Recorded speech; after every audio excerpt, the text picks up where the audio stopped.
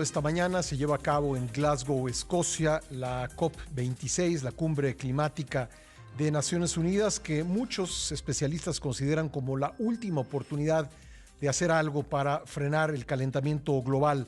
Vamos a hablar al respecto con Isabel Studer, ambientalista, presidente del Comité Asesor de Iniciativa Climática de México. Isabel, bienvenida nuevamente al programa. ¿Cómo estás?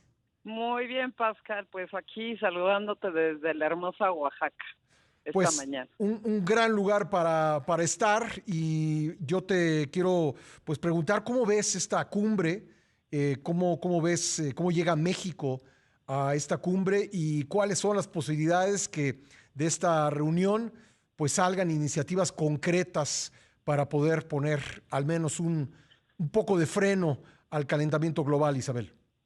Pues mira, la verdad mi análisis es un poco mixto, porque tú sabes muy bien que estas cumbres generan mucha expectativa, en particular esta de Glasgow, que se tuvo que posponer por un año y que, como sabemos, y bueno, tú ya bien lo dijiste, pues es una última oportunidad para realmente que los países que son los que más contribuyen al cambio climático, pues tomen acciones que permitan efectivamente llevarnos una trayectoria hacia evitar el aumento de la temperatura en más de 1.5 grados. Recordaremos que ese fue una de las metas importantes del Acuerdo de París, y en ese acuerdo se habían comprometido todos los países venir 5 años después y pues mejorar su nivel de ambición, presentar de manera transparente todas las acciones que se han venido tomando, pues para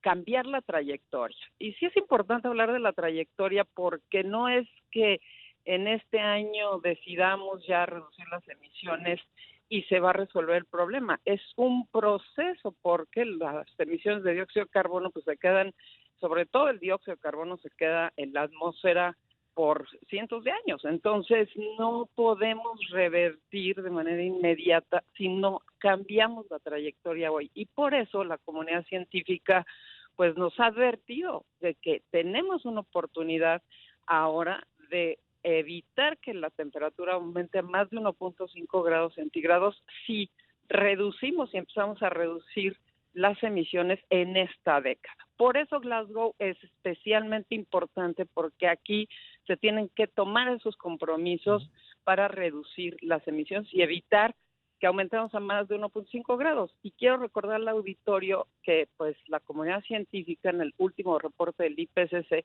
pues ya nos dijo que aumentamos ya 1.1, 1.2 grados, y parece que es muy poquita la diferencia, pero la verdad ya hemos visto que con 1.1 grados más que la era preindustrial, pues ya tenemos los impactos que hemos visto de estos incendios apocalípticos, de los huracanes que son constantes, de las sequías, las inundaciones.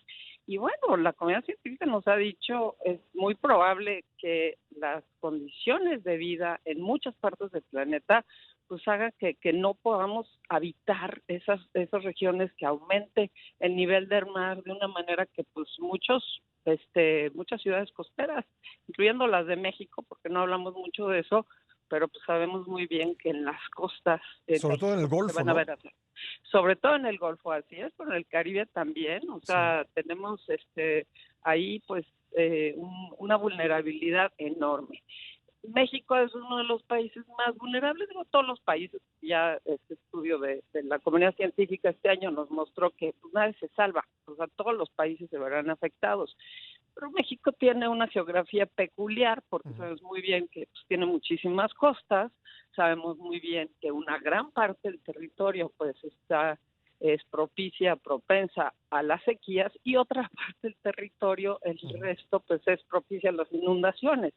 Entonces, pues nosotros como país deberíamos de ser los primeros interesados en tener una voz de liderazgo en este tipo de reuniones. Y A la nivel global. tenemos, perdóname por a lo mejor lo retórico de la pregunta, pero tenemos esa voz que digamos, va al nivel de la geografía mexicana y el riesgo que tenemos ante el cambio climático.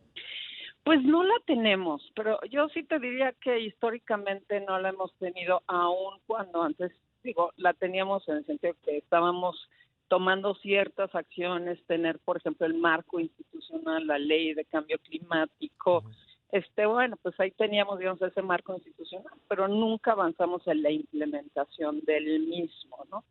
Yo te diría que, pues sí, entendemos que los países petroleros como México, pues necesitan tiempo para hacer una transformación profunda de su economía. Eso es lo que no estamos viendo en México.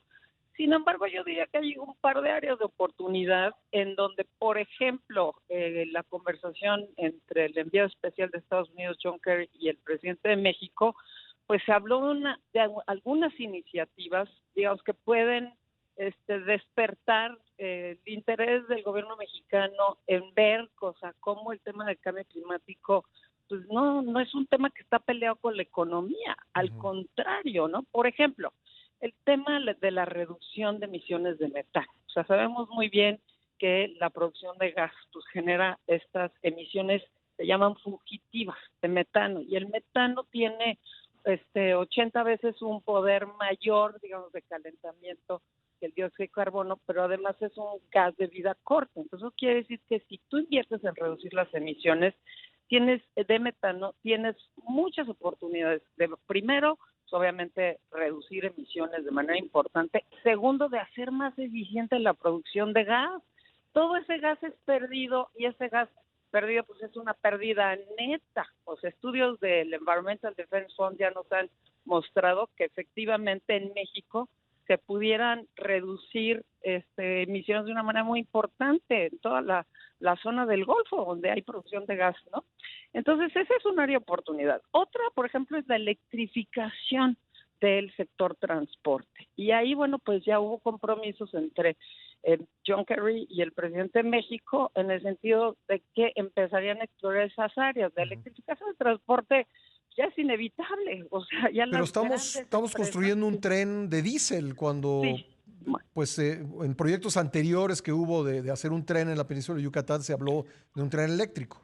de acuerdo, o sea, yo creo que eso sería ya totalmente necesario, o sea, que se pudiera hacer ese tren que se electrificara, porque para allá va Ujú. toda la industria de transporte, ¿no? Entonces, bueno, México realmente no llega con una voz clara en materia de cambio climático, y me parece que es una oportunidad perdida. Uno, para nuevos negocios como de los que estamos hablando ahorita, para ser más eficiente, y dos, pues que le daría tiempo a México también de efectivamente pues hacer una transición en el sector petrolero, porque pues por ejemplo toda la gasolina que se quiere vender pues ya con la electrificación del transporte va a ser un negocio perdido, ¿no? Ujú. Entonces tenemos que tener esa conversación y esa reflexión.